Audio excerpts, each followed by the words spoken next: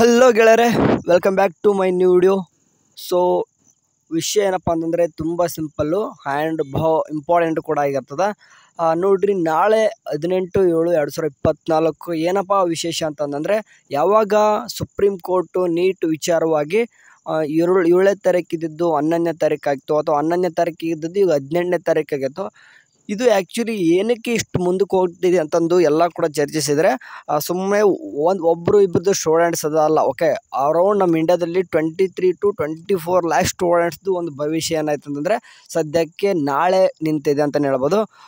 11ನೇ ತಾರೀಕು ಇದ್ದಿದ್ದು ಮತ್ತೆ ಏನಕ್ಕೆ ಇಷ್ಟು ಇದೆಲ್ಲ ಮಾಡಿದರು, ಮತ್ತೆ ಯಾಕಂತಂದರೆ 11ನೇ ತಾರೀಕೆ ಬರೋಬ್ಬರಿ ನೀವು ಬೇಕಾದ್ರೆ ನೀವು ಹಿಯರಿಂಗ್ ಸೆಷನ್ ನೋಡಿದಿರೋ ಬಿಟ್ಟಿದಿರೋ ಗೊತ್ತಿಲ್ಲ, ಒಂದು 4 ರಿಂದ 5 ಗಂಟೆ ಹಿಯರಿಂಗ್ ಸೆಷನ್ ಒಳಗೆ ನೀಡಿದ ಎಷ್ಟೊತ್ತಲ್ಲ ಮಾತಾಡಿದ್ರು ಅಂತಂದು ಅದ್ರ ಬಗ್ಗೆ ಭಾಳ ಮಾತಾಡಿದಾಗ ಅಂದರೆ ಯಾರ್ಯಾರೆಲ್ಲ ಲೀಕ್ ಮಾಡಿದರು, ಕೆಲವೊಂದಿಷ್ಟು ಆರೋಪಿಗಳನ್ನು ಕೂಡ ವಿತ್ ಮೆನ್ಷನ್ನು ಕೂಡ ಮಾಡಿದರು. ಇಟ್ ಮೀನ್ಸ್ ಏನಂತಂದರೆ ಎಲ್ಲೆಲ್ಲಿ ಸೆಂಟರ್ಸ್ಗಳಲ್ಲಿ ಇದಾಗಿತ್ತು ಅಂತ ಮೆನ್ಷನ್ನು ಕೂಡ ಮಾಡಿ ಮಾತಾಡಿದ್ದಾರೆ. ಸೊ ಹಂಗಾಗಿಬಿಟ್ಟು ಮುಂದಕ್ಕೆ ಹಾಕಿದೆ. ಎನಿವೇ ನಾಳೆ ಒಂದು ಏನಂತಂದರೆ ಸುಪ್ರೀಂ ಕೋರ್ಟಿಂದ ಕೊನೆ ಡಿಸಿಷನ್ ಅಂತ ಬರಲಿ.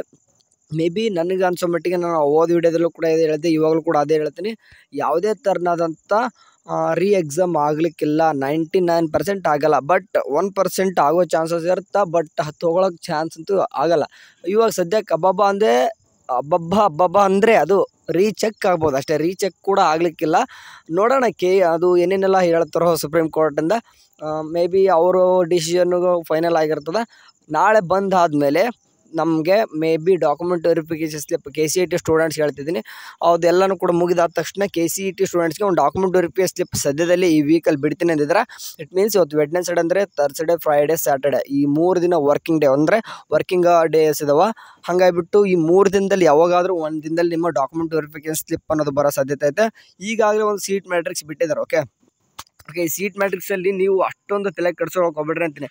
ಅಂದರೆ ಇದು ಸೀಟ್ ಮ್ಯಾಟ್ರಿಕ್ಸ್ ಏನು ಮಾಡಿದಾರೆ ಅಂತಂದರೆ, ನಿಮಗೆ ಸಿಂಪಲ್ಲಾಗಿ ಯಾವ್ಯಾವ ಕ್ಯಾಸ್ಟ್ಗೆ ಅಂತ ಕೊಟ್ಟಿಲ್ಲ, ಎಷ್ಟು ಸೀಟ್ಸ್ ಇದ್ದಾವೆ ಅದರಲ್ಲಿ ಯಾವ್ಯಾವ ಕ್ವಾಟಕ್ಕಿದೆ ಅಂತ ಹೇಳಿದ್ರೆ ಯಾವ್ಯಾವ ಕ್ಯಾಟಗರಿ ಅಂತ ಹೇಳಿಲ್ಲ. ಓಕೆ, ಒಂದು ನೆನ್ಪಿಟ್ಕೋಬೇಕು, ಸೀಟ್ ಮ್ಯಾಟ್ರಿಕ್ಸ್ ನೀವೇನಾದರೂ ಓಪನ್ ಮಾಡ್ಕೊಂಡಾಗ ಅದರಲ್ಲೂ ಕೂಡ ಇಂಜಿನಿಯರಿಂಗ್ ಮಾತ್ರ ಅಂತ ಮೆನ್ಷನ್ ಮಾಡಿದಾರೆ. ಇನ್ನೂ ಕೂಡ ಎಷ್ಟೋ ಕೋರ್ಸಸ್ದು ಸೀಟ್ ಮ್ಯಾಟ್ರಿಕ್ಸ್ ಬಿಟ್ಟಿಲ್ಲ. ಓಕೆ, ಸದ್ಯಕ್ಕೆ ನೀವಂತರೂ ಇವಾಗ ಸೀಟ್ ಮ್ಯಾಟ್ರಿಕ್ಸ್ ಅನ್ನೋದು ನಿಮಗೆ ಫಸ್ಟ್ ರೌಂಡ್ ಶೆಡ್ಯೂಲಲ್ಲಿ ಏನು ಬಿಡ್ತಾರೆ, ನಿಮಗೆ ಸೀಟ್ ಮ್ಯಾಟ್ರಿಕ್ಸ್, ಫೀಸ್ ಸ್ಟ್ರಕ್ಚರ ಎಲ್ಲನೂ ಕೂಡ ಅದರಲ್ಲಿ ಇರ್ತದೆ ಫಸ್ಟ್ ರೌಂಡ್ ಶೆಡ್ಯೂಲಲ್ಲಿ. ಬಟ್ ಆ ಫಸ್ಟ್ ರೌಂಡ್ ಶೆಡ್ಯೂಲ್ ಬರ್ಬೇಕಂತಂದರೆ ಈ ನೀಟು ಎಲ್ಲನೂ ಕೂಡ ರಿಜಿಸ್ಟ್ರೇಷನ್ ಸ್ಟಾರ್ಟ್ ಆಗಬೇಕು. ಓಕೆ, ನೀಟ್ ರಿಜಿಸ್ಟ್ರೇಷನ್ ಸ್ಟಾರ್ಟ್ ಆಗಬೇಕಂತಂದರೆ ಇದೆಲ್ಲನೂ ಕೂಡ ಬಗೆಹರಿಬೇಕು. ಬಗೆಹರಿದ್ರೆ ಮಾತ್ರ ಏನಾಗುತ್ತೆ, ನಿಮ್ಮ ಒಂದು ಪ್ರೊಸೆಸ್ಸು ಒಂದು ಸ್ಟಾರ್ಟ್ ಆಗುತ್ತೆ. ಅಂತಂದರೆ ಇದೆಲ್ಲ ಮುಗಿದ್ರೆ ಅಥವಾ ಯಾವುದೂ ಕೂಡ ಕನ್ಫ್ಯೂಷನ್, ಯಾವುದೋ ಒಂದು ಡೌಟ್ಸ್ ಇಲ್ಲದ ಮುಗೀತು ಅಂತಂದರೆ ಇಮ್ಮಿಡಿಯೇಟ್ ಕೂಡ ನೀಡಿದವ್ರದ್ದು ಏನು ಮಾಡ್ತಾರೆ ಅಂತಂದರೆ ಒಂದು ರಿಜಿಸ್ಟ್ರೇಷನ್ ಸ್ಟಾರ್ಟ್ ಮಾಡ್ತಾರೆ. ಅವ್ರದ್ದು ಕೂಡ ಡಾಕ್ಯುಮೆಂಟ್ ವೆರಿಫಿಕೇಷನ್ ನಡೀತದೆ. ಅವ್ರದ್ದು ಮತ್ತು ನಿಮ್ಮದು ಎಟ್ ಎ ಟೈಮ್ ಒಂದು ವೆರಿಫಿಕೇಷನ್ ಸ್ಲಿಪ್ ಬರೋ ಸಾಧ್ಯತೆ ಜಾಸ್ತಿ ಇದೆ. ಇಲ್ಲ ಬರೀ ಇದರಲ್ಲೇ ಕೂತ್ರು ಮತ್ತೆ ಇನ್ ಕೇಸ್ ನಾಳೆನೂ ಕೂಡ ಹೀಗೆ ಏನಾದರೂ ಮುಂದುವರೆದ್ರೆ ನನಗೆ ಅನ್ಸೋ ಮಟ್ಟಿಗೆ ನೀಟವ್ರನ್ನ ಸ್ವಲ್ಪ ಕೈ ಬಿಡ್ತಾರೆ. ಓಕೆ, ನೆನ್ಪಿಡ್ಬೇಕು. ಬಟ್ ಅಂದರೆ ಭಾಳ 1-2 ದಿನ ಆಯ್ತು ಅಂದರೆ ಏನಾಗಲ್ಲ, ಮತ್ತೆ ಮುಂದೆ ತಿಂಗಳ ಇದೇ ಥರ ಮುಂದೆ ಏನಾದರೂ ಆದರೆ ಇಟ್ ಮೀನ್ಸ್ ನೀಟು ಎಕ್ಸಾಮೇ ಆಯಿತು ಅನ್ಕೋರಿ, ನೀಟ್ನ ಸಪ್ರೇಟಾಗಿ ಬಿಡ್ತಾರೆ. ಅಂದರೆ ರೀಚೆಕ್ ನಡ್ಸೋಕೆ ಕೂಡ ಒಂದು 15 days 20 days ತೊಗೊತಾರೆ ಇನ್ ಕೇಸ್ ರೀಚೆಕ್ ಆಗಬೇಕಂದ್ರೂ ಕೂಡ. ಸೊ ಅಂಥ ಟೈಮ್ ಒಳಗೆ ಅವ್ರನ್ನ ಕೈ ಬಿಟ್ಟು KCET ಸ್ಟೂಡೆಂಟ್ಸ್ನ ನಮ್ಮ ಕರ್ನಾಟಕದಲ್ಲಿ ತೊಗೊಳ್ತಾರೆ ಅನಿಸುತ್ತೆ. ನಾಳೆ ಏನೇನಾಗುತ್ತೋ ಎಲ್ಲನೂ ಕೂಡ ಡೀಟೇಲ್ಸ್ ಆಗಿ ಬಂದುಬಿಟ್ಟು ನಿಮ್ಮ ಮುಂದೆ ಹೇಳ್ತೀನಿ. ಆ್ಯಂಡ್ ಅಲ್ಲಿವರೆಗೂ ಇವಾಗ ಸೀಟ್ ಮ್ಯಾಟ್ರಿಕ್ಸು ಏನು ಬಿಟ್ಟವ್ರೆ ನಿಮಗೆ ಸ್ಟೂಡೆಂಟ್ಸ್, ನೀವು ಜಸ್ಟ್ ಅಲ್ಲಿ ನೀವು ಒಂದು ಅದ್ರ ಬಗ್ಗೆ ತಲೆ ಕೆಡಿಸೋಳು ಅಂತಂದರೆ ಕೆಲವೊಂದಿಷ್ಟು HK ಅಂತ ಇದೆ, GM ಅನ್ನೇ ಕಾಣಿಸ್ತಿಲ್ಲ ಬರ್ದಂತಂದರೆ ನೀವು ಯಾವುದು ಕಾಲೇಜಸ್ನ ನೀವು ಲಿಸ್ಟ್ ಮಾಡ್ಕೊಂಡಿದ್ರು ಆಪ್ಷನ್ ಎಂಟ್ರಿ ಅದೇ ರೀತಿ ಮಾಡಿರಿ. ಸೀಟ್ ಮ್ಯಾಟ್ರಿಕ್ಸ್ ಅದು ಸೆಕೆಂಡ್ರಿ. ಓಕೆ, ಫಸ್ಟ್ ನೀವು ಯಾವ ರೀತಿ ಅಲಾಟ್ಮೆಂಟ್ ಮಾಡ್ತಾರೆ ಅಂತ ಒಂದು ಸಪ್ರೇಟಾಗಿ ವೀಡಿಯೋ ಮಾಡ್ತೀನಿ. ಅಂತಂದರೆ ಅದ್ರ ಬಗ್ಗೆ ಡೌಟ್ಸ್ ಇರ್ತದೆ, ನಮ್ಮ ಕ್ಯಾಟಗರಿ ಬಿಟ್ಟು ಬೇರೆದ್ರಲ್ಲಿ ಎಲ್ಲೂ ಕೂಡ ಸೀಟ್ ಸಿಗಲ್ವಾ ಬರ್ದಾರೆ ಅಂತಂದರೆ ಅದು ಆ ರೀತಿ ಇರಲ್ಲ. ಸಮ್ ಟೈಮ್ ಇಟ್ಸ್ ಚೇಂಜಸ್ ಆಗುತ್ತೆ, ಎಲ್ಲನೂ ಕೂಡ ಪಿಕ್ಚರೇ ಚೇಂಜ್ ಆಗುತ್ತೆ ಒಂದು ಆಪ್ಷನ್ ಎಂಟ್ರಿ ಬಂದಾಗ. ಸೊ ಹಂಗಾಗಿಬಿಟ್ಟು ಸೀಟ್ ಮ್ಯಾಟ್ರಿಕ್ಸ್ ನೋಡಿ ಹಾಕಬೇಕು, ಬಟ್ ಕೆಲವೊಂದು ಟೈಮ್ ಇದು ಇಟ್ಸ್ ಫೇಲ್ ಕೂಡ ಆಗುತ್ತೆ. ಓಕೆ, ಆ್ಯಂಡ್ ನೀವು ಕಟ್ ಆಫ್ ಕೂಡ ನೋಡ್ತೀನಿ ಅಂತಂದರೆ ಕಟ್ ಆಫ್ ಕೂಡ ಕೆಲವೊಂದು ಟೈಮ್ ಕೈ ಹಿಡಿಯಲ್ಲ. ಯಾಕಂತಂದರೆ ವರ್ಷಕ್ಕೊಂದು ವರ್ಷ ಅಪ್ಲಿಕೇಶನ್ ಜಾಸ್ತಿ ಆಗಿರ್ತಾವೆ, ಸೀಟ್ಸ್ ಕೂಡ ಜಾಸ್ತಿ ಆಗಿರ್ತಾವೆ. ಟ್ಯಾಲಿ ಹಾಕ್ತಿರಲ್ಲ, ಬಟ್ ನೋಡ್ಕೊಂಡು ಹಾಕ್ಬೇಕು ಬಿಡು ನಿಜ.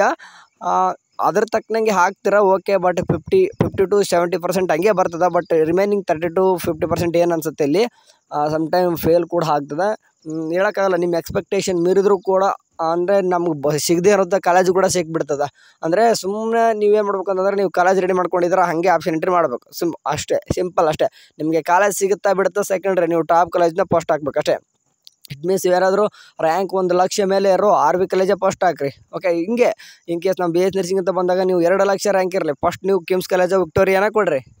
ಅಂದರೆ ಇಲ್ಲಿ ಏನು ಹೇಳ್ತಿದ್ದೀನಿ ಅಂತಂದರೆ, ನಿಮ್ಮ ಕ್ಯಾಟಗರಿ ಒಳಗೆ ಸೀಟ್ ಬೆಳೆಯವಲ್ಲ ಆದರೂ ಪರವಾಗಿಲ್ಲ ಕೊಡ್ರಿ. ಯಾಕಂತಂದ್ರೆ ಏನು ಹೇಳ್ತೀನಿ ಅಂತಂದರೆ, ಆ ಒಂದು ಕ್ಯಾಟಗರಿ ಸ್ಟೂಡೆಂಟ್ ಅಂದ್ರೆ ಆ ಒಂದು ಕ್ಯಾಸ್ಟ್ಗೆ ಇರುವಂಥ ಸ್ಟೂಡೆಂಟ್ಸ್ ಯಾರು ಕೂಡ ಆಪ್ಷನ್ ಎಂಟ್ರಿ ಮಾಡದೆ ಹೋದಾಗ ಏನಾಗುತ್ತೆ, ನಿಮ್ಮ ಒಂದು ಕ್ಯಾಸ್ಟ್ ಅವ್ರಿಗೆ ಬಂದುಬಿಟ್ಟು ಸೀಟ್ ಅಲಾಟ್ಮೆಂಟ್ ಆಗ್ತಿರ್ತದೆ. ಓಕೆ, ಅಂದರೆ ಜನರಲ್ ಮೆರಿಟಲ್ಲಿ ಫಸ್ಟ್ ನೋಡಿಬಿಡ್ತದೆ. ಜನರಲ್ ಮೆರಿಟಲ್ಲಿ ನೀವು ಬಂದುಬಿಡ್ತಿರಲ್ಲ. ಸೊ ಹಂಗಾಗಿ ನೀವು ಸೀಟ್ ಮ್ಯಾಟ್ರಿಕ್ಸ್ ಇಲ್ಲೇನು ಬಿಟ್ಟವ್ರೆ, ಇದನ್ನು ಅಷ್ಟೊಂದು ತಲೆ ಕೆಡ್ಸ್ಕೊಳ್ಬಿಡ್ರಿ.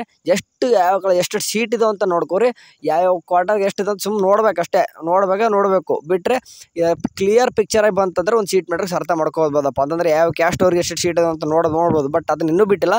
ಅದನ್ನು ಬಿಡೋದು ಯಾವಾಗ ಅಂತ ಹೇಳಿದೆ, ಯಾವ ಬೇಕಾದ್ರೂ ಬಿಡ್ಬೋದು. ಬಟ್ ವರ್ಷ ಏನು ಮಾಡ್ತಾರೆ ಅಂತಂದರೆ, ಫಸ್ಟ್ ರೌಂಡ್ ಶೆಡ್ಯೂಲಲ್ಲಿ ಏನು ಬರ್ತದೋ ಶೆಡ್ಯೂಲಲ್ಲಿ ಇಂಥ ಡೇಟ್ ಅಂತ ಹೇಳ್ತಾರೆ. ನಮ್ಮ ಫೀ ಸ್ಟ್ರಕ್ಚರು ಮತ್ತು ಸೀಟ್ ಮ್ಯಾಟ್ರಿಕ್ಸನ್ನು ರಿಲೀಸ್ ಮಾಡ್ತೀನಿ ಅಂತಂದು ಅವಾಗಲೇ ಎಲ್ಲ ಕೋರ್ಸಸ್ತು ಬರೋ ಸಾಧ್ಯತೆ ಜಾಸ್ತಿ ಅದ. ಓಕೆ, ಇನ್ ಕೇಸ್ ಬರದೇ ಹೋದ್ರೆ ಬೇಜಾರಾಗಬೇಡ್ರಿ. ಅದ್ರ ಬಗ್ಗೆ ಅಷ್ಟೊಂದು ತಲೆ ಕೆಡಿಸ್ಕೊಬೇಡ್ರಿ. ಆ್ಯಂಡ್ ಕಟ್ ಆಫ್ ಬಗ್ಗೆ ಜಾಸ್ತಿ ಜನ ಕೇಳಿದ್ರಿ. ಕಟ್ ಆಫ್ ಬಗ್ಗೆ ಏನು ನೋಡ್ರಿ, ಕಟ್ ಆಫ್ ಅಂದರೆ ಏನು ಗೊತ್ತಾ, ಹೋದ ವರ್ಷ ಯಾವ ಕಾಲೇಜು ಎಷ್ಟು ರ್ಯಾಂಕಿಗೆ ನಿಂತಿತ್ತು ಅಂತಂದು. ಬಟ್ ನಿಮಗೆ ಈ ಕಾಲೇಜ್ ಈ ವರ್ಷ ಇನ್ನೂ ಕೂಡ ಸ್ಟಾರ್ಟೇ ಆಗಿಲ್ಲ. ಇಟ್ ಮೀನ್ಸ್ ಈ ವರ್ಷ ಇನ್ನೂ ಸ್ಟಾರ್ಟ್ ಆಗಿಲ್ಲ ಅಂತಂದರೆ ಈ ವರ್ಷದ ಕಟ್ ಆಫ್ ಯಾವ ರೀತಿ ಬರುತ್ತೆ ನೋಡಿ, ಬರಲ್ಲ. ಅಂದರೆ ನೀವು ಪ್ರೀವಿಯಸ್ ಇಯರ್ದೇ ಒಂದು ಕಟ್ ಆಫ್ ನೋಡ್ಕೊಂಡು ಮಾಡಂಗಿದ್ರೆ ಮಾಡಿರಿ. ಇಲ್ಲಾಂತಂದರೆ ಫಸ್ಟ್ ರೌಂಡ್ ಮುಗಿದಾಗಿಂದಾಗ ಫಸ್ಟ್ ರೌಂಡ್ ಕಟ್ ಆಫ್ ಬರ್ತದೆ. ಅಂದರೆ ಈ ಕಾಲೇಜ್ ಒಳಗೆ ಇಷ್ಟು ರ್ಯಾಂಕ್ವರೆಗೆ ಲಾಸ್ಟ್ ಸೀಟ್ ಸಿಕ್ಕಿತ್ತು ಅಂತ ಒಂದು ಫಸ್ಟ್ ರೌಂಡ್ ಮುಗಿದಾದ್ಮೇಲೆ ಒಂದು ಕಟ್ ಆಫ್ ಬರ್ತದೆ.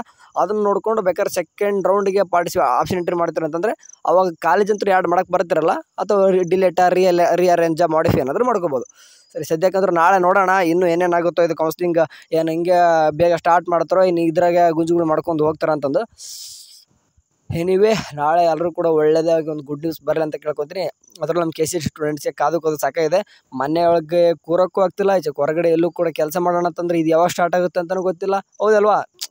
ಹೆಂಗಾಗಿ ಬಿಟ್ಟಿದೆ ಒಂಥರ ಹಿಂಗೆ ಕತ್ತರಲ್ಲಿ ಅಡಿಕೆ ಸಿಗೋಂತಂದ್ರೆ ಅಡಕತ್ರಿ ಒಳಗೆ ಸಿಕ್ಕೊಂತಾರಲ್ಲ, ಆ ರೀತಿ ಆಗಿಬಿಡ್ತದೆ. ಈಚೆಗೆ ಹೋಗಂಗಿಲ್ಲ ಆ ರೀತಿ ಪರಿಸ್ಥಿತಿ ನಿಮ್ಮಲ್ಲಿದೆ ಸದ್ಯಕ್ಕೆ. ಇದು ನಿಮ್ಗೆ ಅಂತಲ್ಲ, ವರ್ಷ ಬರೋ ಸ್ಟೂಡೆಂಟ್ಸ್ ಕೂಡ ಹಿಂಗೆ ಆಗುತ್ತೆ. ಅಂತಂದ್ರೆ ಇವಾಗಲೇ ಸ್ಟಾರ್ಟ್ ಮಾಡ್ತಿರಪ್ಪ ಅನ್ನಂಗೆ ಕಾಣಿಸ್ತಿರ್ತಾರೆ. ಬಟ್ ಇನ್ನೂ ಕೂಡ ಲೇಟ್ ಆಗ್ತಾ ಇರ್ತದೆ. ಅದು ಮುಂದಕ್ಕೆ ಹೋಗುತ್ತಂತನೂ ಹೇಳೋಕ್ಕಾಗಲ್ಲ, ಇವಾಗಲೇ ಸ್ಟಾರ್ಟ್ ಆಗುತ್ತಂತನೂ ಹೇಳೋಕ್ಕಾಗಲ್ಲ. ನಮ್ಮ KU ವರ್ಷ ಮಾಡೋದೇ ಹಿಂಗೆ. ನಿಮ್ದು ಒಂದೇ ಅಲ್ಲ ಹೇಳಿದವರು. ಅಂತಂದರೆ ನಮ್ಮ ಇದರಲ್ಲಿ ಪ್ರವೇಶ ಅಂತ ಕ್ಲಿಕ್ ಮಾಡಿಕೊಂಡು ಇಲ್ಲಿ ಎಷ್ಟು ಕಾಣಿಸ್ತಿದೆ ನೋಡ್ರಿ. ಇದು ಎಲ್ಲರದು ಕೂಡ UG ಸೀಟ್ ಅಷ್ಟಲ್ಲ, ನೀವು ಡಿಪ್ಲೊಮಾ CET ತೊಗೊರಿ, PGT ತೊಗೊರಿ, ಎಲ್ಲರದು ಕೂಡ ಕತೆ ಅಷ್ಟೇ. ಅವರು ಹಂಗೆ ಮಾಡ್ತಾರೆ, ಏನು ಮಾಡೋಕ್ಕಾಗಲ್ಲ. ಯಾಕಂದರೆ ಇದು ಒಂದು ಕಾಲೇಜ್ 2 ಕಾಲೇಜ್ ಆಗಿತ್ತು ಅಂದರೆ ಏನಾದರೂ ನಿಭಾಯಿಸ್ಕೋಬೋದಪ್ಪ. ಬಟ್ ಇಡೀ ಕರ್ನಾಟಕದಲ್ಲಿರುವಂಥದ್ದು ಎಲ್ಲ ಕಾಲೇಜು ನಿಭಾಯಿಸ್ಬೇಕು, ಎಲ್ಲ ಕೋರ್ಸಸ್ತು ಕೂಡ ತೊಗೋಬೇಕು. ಅದರಲ್ಲೂ ಕೂಡ ಒಂದು ಪ್ರಿಯಾರಿಟಿ ಆಗಿ ಅಂದರೆ ನಿಮ್ಮ ಒಂದು ಎಷ್ಟು ಯಾವ ಹುಡುಗರು ಅಂದರೆ ನಾಲೆಜ್ ಲೆವೆಲ್ ಮ್ಯಾಗೆ ಕಾಲೇಜ್ ಡಿಸ್ಟ್ರಿಬ್ಯೂಟ್ ಮಾಡಬೇಕು, ಫೀಸ್ ನೋಡ್ಕೋಬೇಕು, ಒಂದು ಕೂಡ ಸಮಸ್ಯೆ ಆಗ್ಬಾರ್ದು. ಸೊ ಹಂಗಾಗ್ಬಿಟ್ಟು ಸ್ವಲ್ಪ ಲೇಟ್ ಆಗುತ್ತಾ, ಬಟ್ ಸಿಸ್ಟಮೆಟಿಕ್ ಆಗಿರ್ತೈತೆ ಅಂತ ಹೇಳ್ಬೋದು. ನೋಡೋಣ ನಾಳೆ ಏನೇನೆಲ್ಲ ಬರ್ತದೆ ಕಡೆಯಿಂದ. ಅದೇನಾರ ಬಂದಾಗ ನಿಮ್ಗೆ ಎಲ್ಲನೂ ಕೂಡ ತಿಳಿಸೋಂಥ ಪ್ರಯತ್ನ ಮಾಡ್ತೀನಿ. ಸರಿ, ಆದಷ್ಟು ನಿಮ್ಗೆ ಒಳ್ಳೆ ಒಂದು ಗುಡ್ ನ್ಯೂಸೇ ಬರ್ರಿ ಅಂತ ಹೇಳ್ತೀನಿ. ಸರಿ, ಬಾಯ್.